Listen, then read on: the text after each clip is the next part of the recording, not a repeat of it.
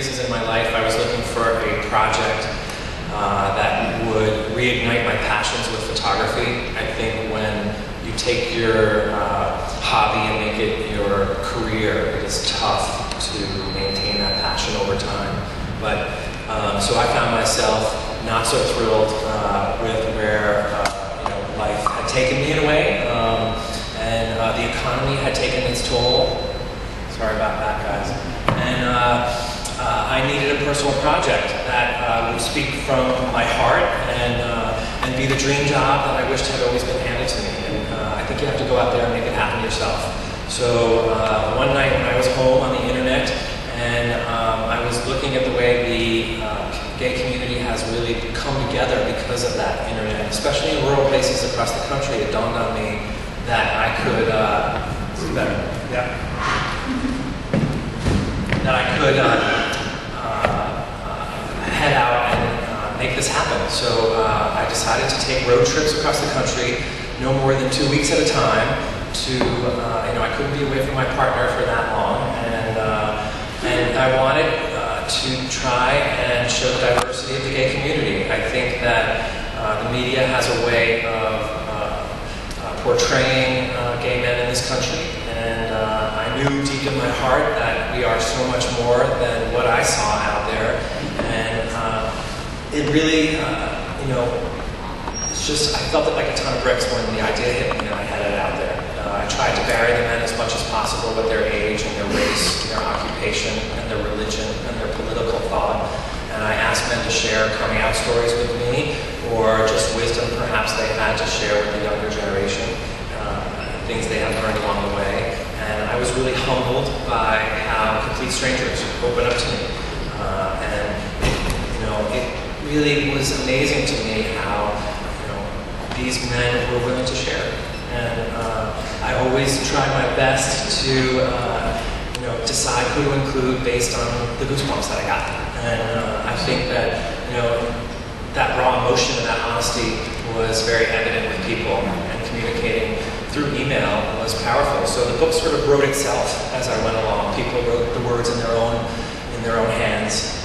We had a wonderful editor on the project who did a great job of culling those stories down. But for the most part, these are their words, and I would travel to their homes and photograph them on their own turf.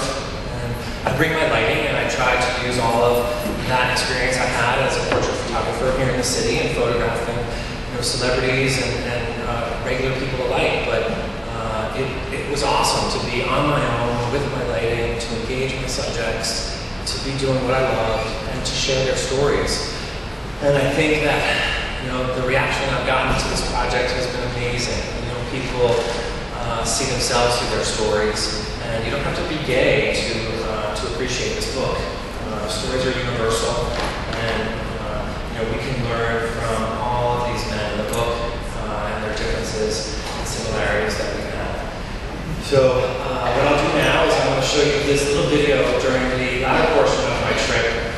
I brought a video camera with me, and also just as a challenge as a photographer in the world we live in now, I think media is changing, and still photography is more and more difficult to make a living at, as I said. But so I tried to shoot some footage and put together a little video that I thought would be a great vehicle to get the mark some more, the project some more publicity and have people take notice. And Matt Albert, who's a great singer and songwriter, lent a song to us for the video, and it just really fit and was so appropriate, I thought. So I am going to show you that. Take out my little remote control.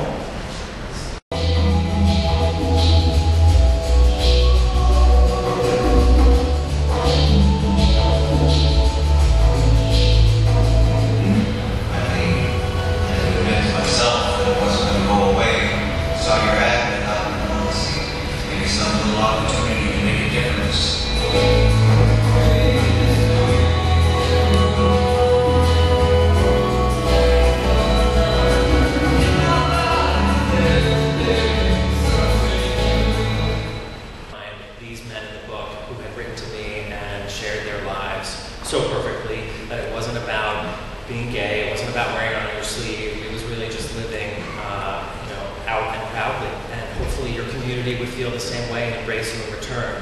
Whether or not that is reality everywhere is a question, but I think it's how it should be. And that is what drove me forward, to show that you can be happy and live life how you want, where you want, and hopefully your place will love you in return. It's pretty simple, and I think we'll get there one time. Generationally, it's happening, and you look at the youth and you look at how rights are laid out, and it's nothing but flowers in the future. I think it's going to happen. We will be fully integrated. And this project really just shows how we are so much like the regular society, straight or gay, it doesn't matter, where's